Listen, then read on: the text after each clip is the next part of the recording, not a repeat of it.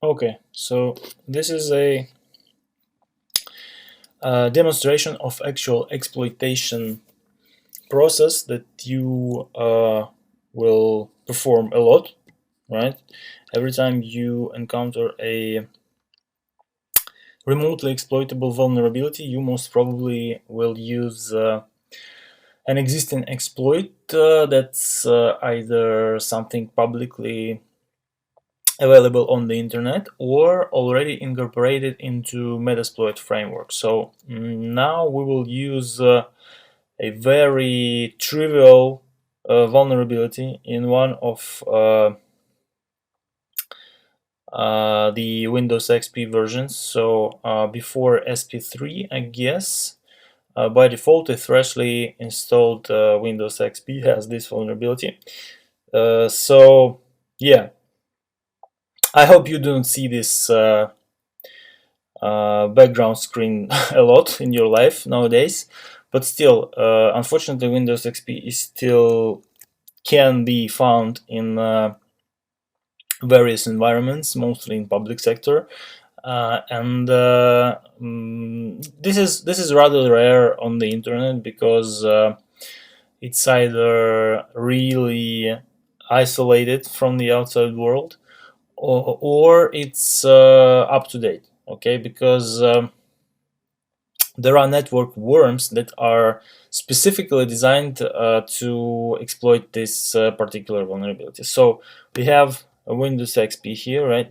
Let's not do anything. Let's perform some basic enumeration first, like this. I have this virtual adapter, right, created by VirtualBox. So this is the interface. Let's first identify what other hosts are in this network. Yeah, it looks like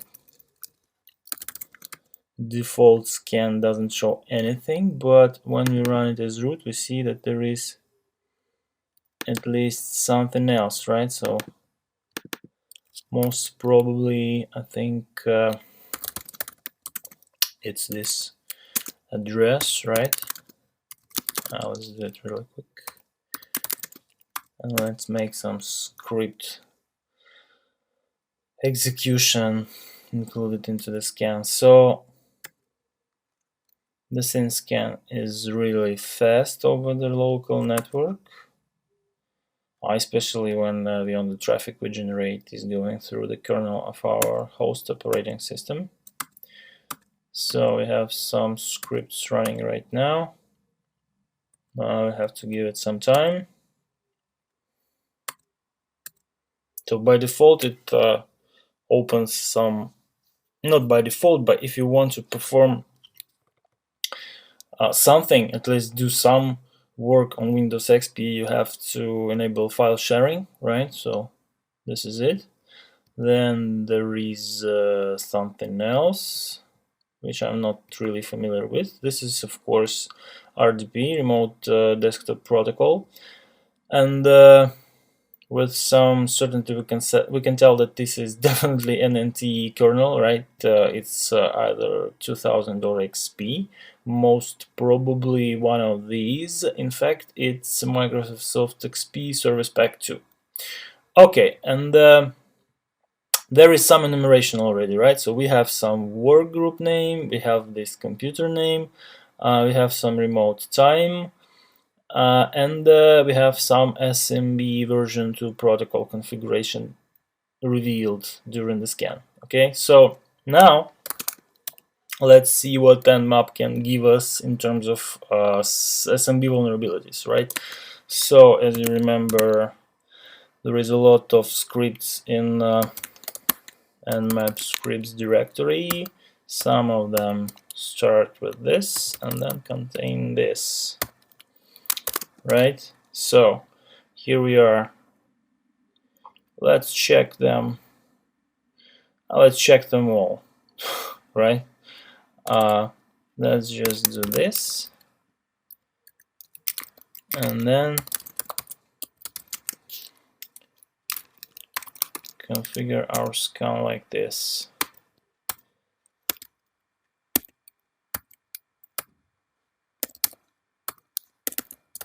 Right?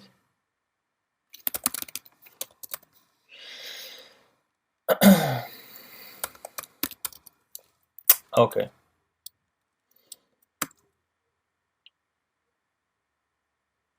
Come on.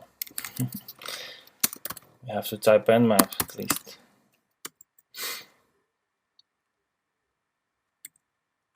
It does some port probing, but we don't see it because it's really fast for 3 TCP ports. And as we see, these vulnerabilities are not found. This vulnerability check has been interrupted for some reason, and we see this vulnerability that I was talking about in the very beginning of this demo.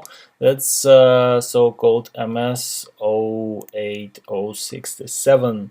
So as you see from this notion, from this code name, right, for the vulnerability, it has been discovered in 2008, and this is just by the order of disclosure and issuing the update.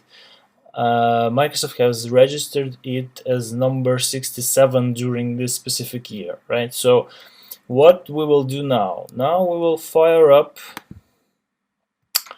our MSF console, which I have already started actually, and we will see what we can do, right? So we can perform the same enumeration and vulnerability scanning through Metasploit. As you might already know, Metasploit provides different types of modules. Some of them are exploits, and this is the number of them. Some of them are so-called auxiliary that are basically doing something, right? So these are actions that do not lead to exploitation, right? So this is not exploitation of a vulnerability of some sort.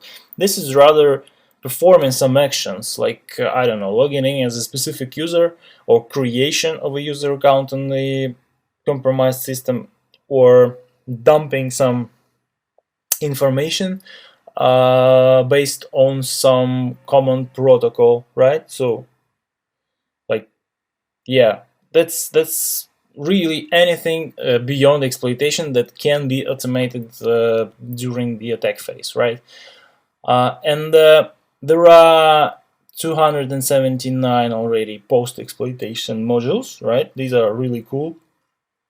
They allow you to do all sorts of information gathering after you have already entered, have breaking into the system. And there are some other things like different payloads. These are basically agents, or again, some automated tools that are run once exploit is successfully run against the system, and so on. Encoders, open coders, and so on. So this is really sophisticated, I would say, right? It's relatively easy to use if you are not afraid of Unix console, but the tool by itself is quite large right now. Yeah, I remember the first releases of it when HDMore written a book about Metasploit.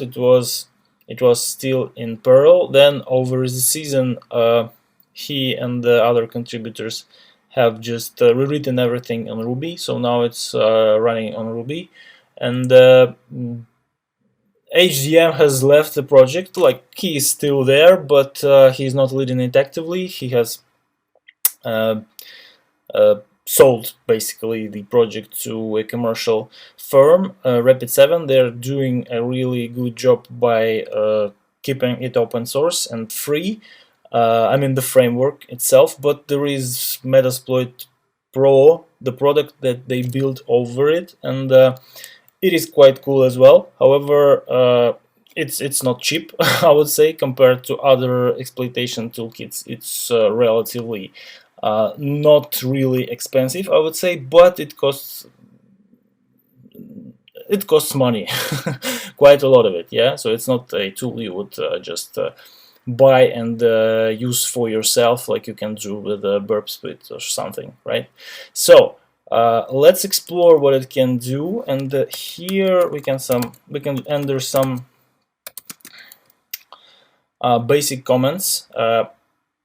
This help, I think it extends based on the context that you are in, and you can get into many of them. For example, right from the root context, you can load some framework plugin that can be either a handler or an exploit or an auxiliary module and so on.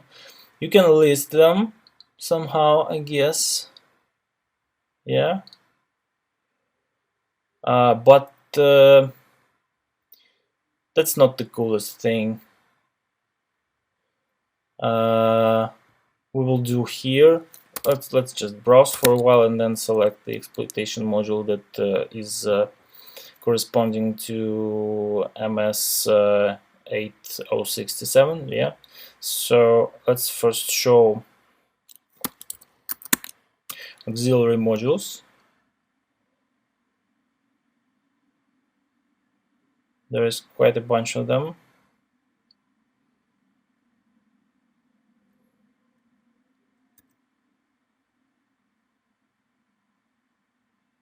Yeah. So it has Postgres as a backend. However, it's still quite, it takes quite long to export all the auxiliary modules available, right? So as you can see here, there is this taxonomy of modules. They are classified first by disclosure date, some of them, right? If there was some vulnerability or issue that is used by auxiliary modules, it's mentioned here.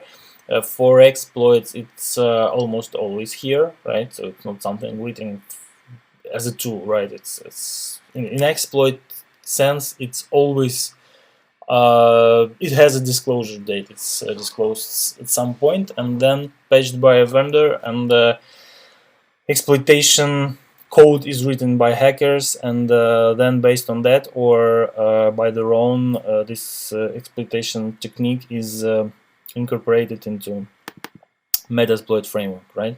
So also they have ranks.